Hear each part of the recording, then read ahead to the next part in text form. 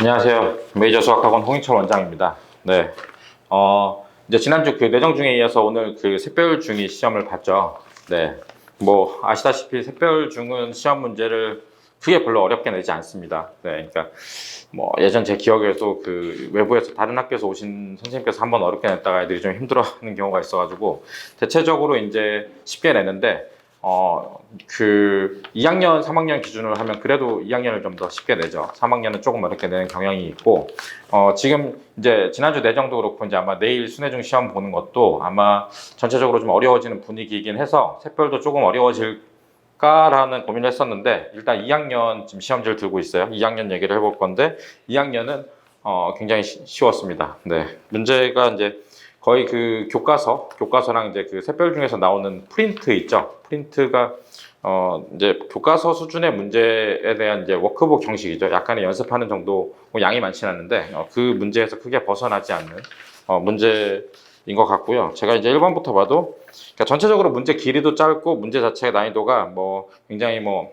특정하게 뭐 어떤 것을 알아서 연습을 많이 해서 풀어야 되는 문제보다는 기본적인 개념, 교과서에서 나오는 개념과 그에 따른 계산, 연산을 착실히 한다면 별로 틀릴 문제는 보이지 않는 그런 시험이라고 할 수 있겠습니다. 만약에 이제 여기 시험을 굉장히 힘들어했다면 사실은 이제 교과서 아니면 그 위에 이제 기본서 뭐 개념 원리나 이런 거만 사실 풀어도 그것만 열심히 해도 잘 볼 수 있겠지만 뭐 센 정도 있는 거를 센 비단계만 연습을 뭐 한 5번 정도 하고 뭐 기출문제 연습만 좀 하더라도 아마 결과는 좋은 결과를 얻을 수 있을 것 같고요. 이 시험지 기준으로는 아마 기말의 내용 자체가 지금보다는 좀 어려울 수 있지만 기말에도 중위 자체는 그렇게 크게 어렵게 나오지 않을 것 같습니다. 다만 이제 아무리 시험이 쉽게 나와도 그 2-2 그 도형에 있는 과목들은 아이들이 힘들어하기 때문에 그 부분은 방학 때 만약에 안 돼 있으면 연습을 좀 많이 하고 그래서 2-2 같은 경우는 도형에 대해서 이제 공포를 느끼지 않게끔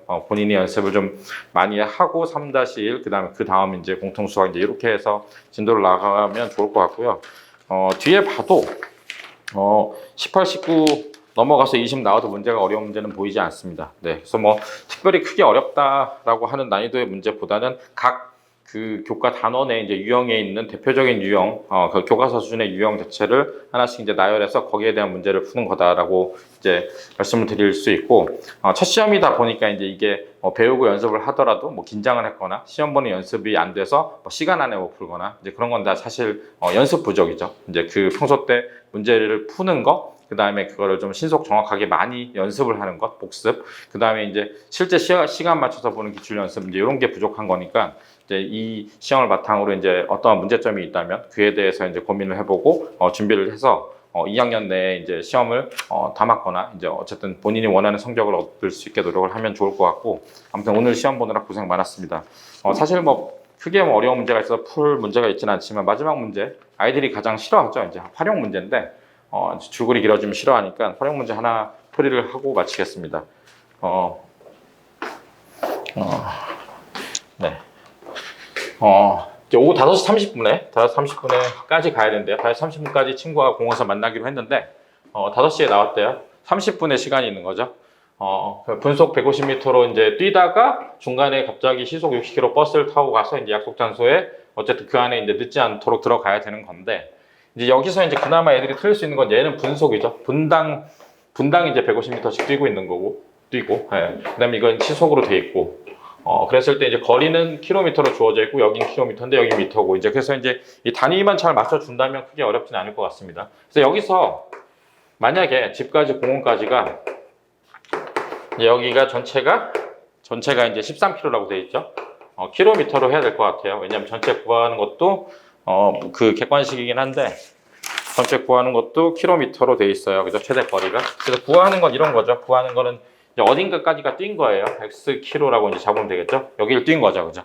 그러면 이제 나머지는 13-x의 이제 킬로미터는 버스를 타고 갔고, 결국은 이제 이 거리를 이제 각자의 이제 요송역으로 이제 뛰어가고 버스를 타고 가면서 걸린 시간을 자체를 합한 게 30분 안에 가야 되니까 이제 시간 개념으로 2분의 1 이하로 가면 되겠죠. 여기 보이나?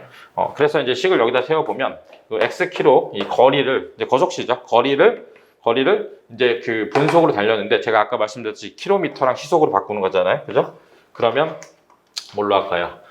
150m가 이제 1분에 150m를 간다면 1시간 동안은 이제 60을 곱한 만큼 가죠. 그래서 9,000m를 아마 가는 건데 9,000m를 이제 1시간에 가는 거죠. 이제 시속 단위인데 이걸 킬로미터로 바꾸면 9km per hour죠. 이제 1시간에 9km를 가는 도속력을 이제 구분을 안 하죠. 얘는 스칼라 벡터로 배우진 않았으니까 뭐 어쨌든 9km per hour로 간다.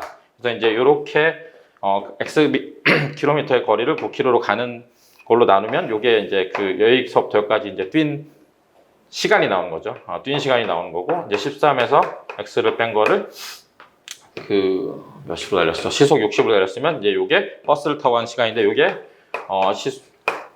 시간으로 볼 때 2분의 1 안에 들어가야 되는 거죠. 그래서 요 식을 푼다고 하면 여기가 보일지 모르겠지만 양변에 이제 이게 여기 그 최소 공배수인 180을 곱하는 게 편하겠죠. 180 곱하면 20x 거고 여기는 3이니까 39 마이너스 3x가 되는 게 이쪽에 가면 180을 곱하니까 90이 되겠죠.